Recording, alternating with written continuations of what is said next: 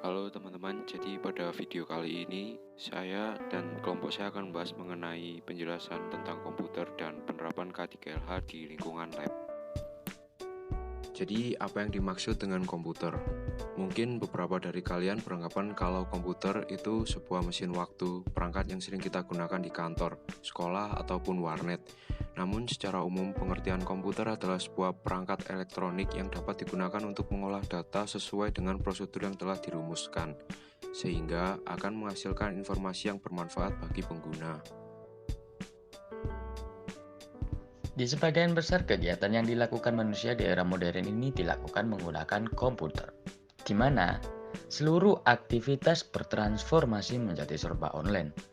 Komputer yang awalnya ditujukan hanya sebagai sarana penunjang pekerjaan, kini sudah menjadi suatu kebutuhan yang wajib dimiliki oleh masyarakat.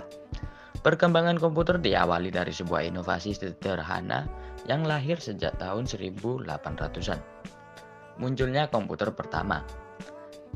Komputer pertama kali ditemukan pada 1822 oleh seorang ahli matematika asal Inggris, Charles Babbage. Awal mulanya, Babbage menciptakan sebuah mesin hitung bertenaga uap yang dapat menghitung tabel angka, yang ia beri nama Difference Engine Zero, dan dikadang-kadang sebagai komputer pertama di dunia. Hingga pada 1890, seorang penemu bernama Herman Hollerith merancang sebuah sistem kartu yang mampu menghitung hasil sensus Amerika Serikat yang dilakukan pada 1880.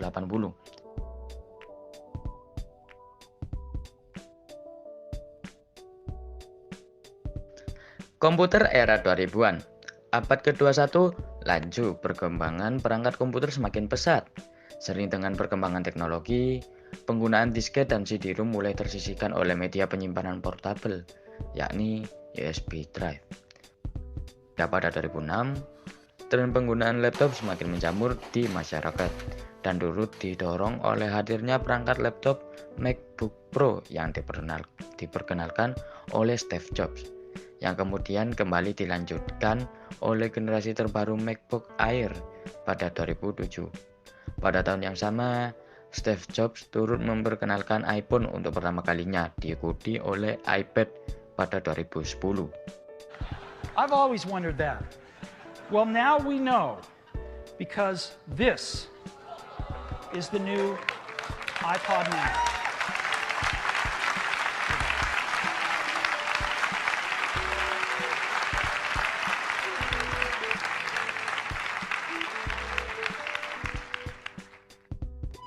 Cara kerja komputer. Secara keseluruhan, komputer bekerja dalam 4 langkah, yaitu input, penyimpanan, pemrosesan, dan output. Input adalah data sebelum diproses, berasal dari mouse, keyboard, mikrofon, dan sensor eksternal lainnya.